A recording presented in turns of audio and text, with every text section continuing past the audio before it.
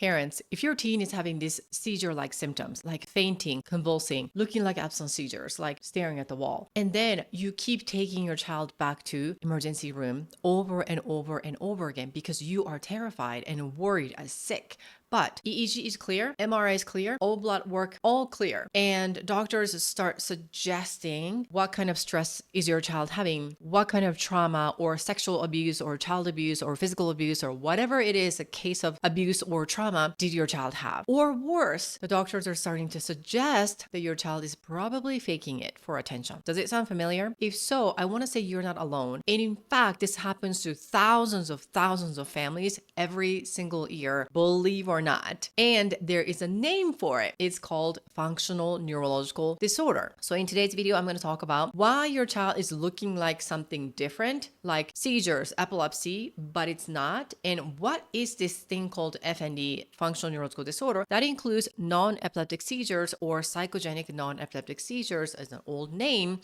NES or PNES. So I'm going to walk you through how these things are different and what it is that you actually need to do to recover from this condition. Yes, it is possible. So let's dive in. Hi, my name is Dr. Lee. I'm a pediatric health psychologist and the founder of Teen FND Academy, which is an online group coaching program to help teens with FND and their parents together to get their lives back because they can be done with FND. I've seen it one too many times. So yes, if you are told that your child is going to have to live with FND for the rest of their life because it is quote unquote chronic, they're wrong, okay? I am here to debunk that right here and right now, and I'm gonna tell you why that is the case. So first of all, what the heck is FND? Functional Neurological Disorder, short for FND, used to be called conversion disorder. And conversion disorder is a pure mental health disorder. And then way back when, actually conversion disorder was called hysteria. Because guess what? Now the FND, but before the conversion disorder, and then before the hysteria was only happening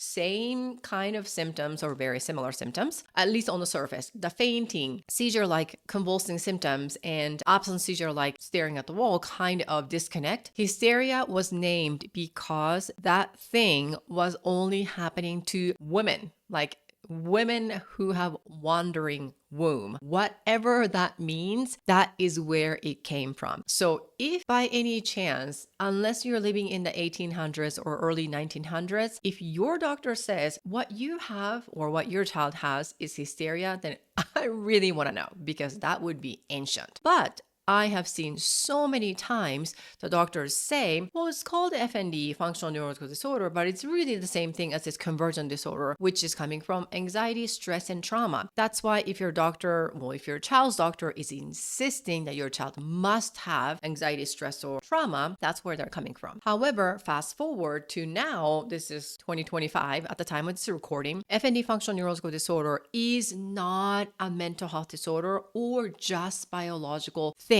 Disease. It is a biopsychosocial disorder because of the connection issues between the brain and the body. Again, structurally, your child's brain and body are quote unquote okay. However, the communication, the connection issue is the problem. And that's why conventional medical model of just focusing on the symptom, just focusing on the root cause of this trauma, stress, or whatever that they're thinking of, or just focusing on this vitamin D level, ferritin level. Oh, it's this neurostimulation thing that you have to do, and then 10,000 other doctors you have to see. You are basically trapping yourself to this doom and gloom now that you have to live with FND for the rest of your life. So I am going to help you get you out of that because I have seen it so many times. So I'm going to tell you a story about Megan. Megan was a super healthy young female who was bright, dedicated, high achieving, ambitious athlete and doing really well in academics and friends and social and families and all that kind of stuff. On the surface, she looked like she was a happy child until one day she had a concussion and everything started to go downhill. She was first of all having this non-stop headaches that turned into migraine and her life was debilitating. And then guess what? Next thing you know, she was fainting like left and right. And a lot of doctors thought it was, oh, dehydration. Oh, you're just stressed. Oh, it must be from the migraine. Oh,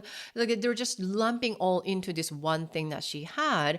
And oh, she's still having this concussion symptoms, all of that jazz, right? But her symptoms kept getting worse. And now she's having these blur visions and the brain fogs, and her legs don't move suddenly. And there is a tingling and the numbing sensations and muscle twitches. I mean, all over. And her sleep was terrible. Obviously, when somebody has this kind of condition, who is happy, right? So she was, of course, having depressive symptoms and anxiety. And then doctor's like, haha, that's anxiety. Anxiety is a reason why you're having all of these symptoms. Therefore, go see a therapist and then deal with the anxiety. And then all of these symptoms are going to go away. And of course, the parents are so dedicated and they took Megan to see a therapist. Guess what? She spent 2 years every single week working with this therapist. So it's not like that Megan didn't do anything. In fact, the opposite. Megan worked really, really hard because she was so dedicated to get her life back, and then she was believing what the doctor said. But after 2 years, something isn't working. I mean, obviously she's not getting better, right? In fact, her symptoms continue to fluctuate. And then now it's like whack-a-mole. Like, what do we do? And that is when family felt like, okay, something is not working here. There's so much we can do. And I don't know if we need to keep going with the same thing, feeling like we're just running in circles, right? And that's when they found my YouTube channel and then my program. And they quickly learned when they get into the program, and they quickly learned once they were in the program that they were actually told the wrong things. Number one, they were told, just like anyone else, that FND is just mental or physical. And if there's nothing wrong with the physical, then epilepsy is not the case. There's no brain tumor, so there's no surgery, medication, or any procedures that they can do. Therefore, it must be psychological. And when they ran the test and then questions asked and all of that stuff, figured out there was this one anxiety component, and just pin everything into that one size fits all. And then they were sent to this therapy sort of ordeal, right? Who didn't even specialize in FND to begin with, right? And that's just another story. However, they learned, their entry point was actually not the correct one. They were brave and courageous enough to admit, we went through the wrong door. You know what I mean? Instead of just choosing to stay in this wrong room for the rest of their life. And that is where I see the families who get better versus families who continue to stay in that room of doom and gloom and forever and ever and ever, and thinking that this is where they have to live. So what am I saying? Functional neurological disorder is not the same thing as a mental health disorder like conversion disorder. So if you're still being treated as like, oh gosh, it's gotta be this hidden unknown trauma that we need to uncover, keep digging, you're actually doing more damage and harm to your child than good at this point. So does that mean that you're doom gloom? Well, it depends. Again, if you're courageous and brave enough to admit, okay, this is not working, we got to do something else, then yes, there is absolutely a chance. I have worked with so many other teens who's been going through this turmoil of doom and gloom in a wrong room for years and years and years until they realize, okay, we got to get out of here. And they got better. So I have seen those cases too. However, it really starts with the parents. Parents, you are the solution, not the problem. Unlike some other doctors might be suggesting, your child is having this trauma, and because of you as a parent, you're the one who is causing your child's trauma. Well, there might be a case for that, but statistically speaking, the science says for pediatric FND, that is usually like less than 50% of the case. And I have seen some cases of that's like less than 30% of the case. So that is a difference between adult FND and then pediatric FND. So this is why you really have to work with FND specialists. Not only that, but who knows how to work with teens, because parents, you have to be part of the solution. Otherwise, you are continuing to lead a seriously blind child when you yourself are also sort of blind, in this situation, right? So again, it is time, if you have found this video and then you are wondering, oh my gosh, there's gotta be a different way to help my child and get better. Yes, there is a way.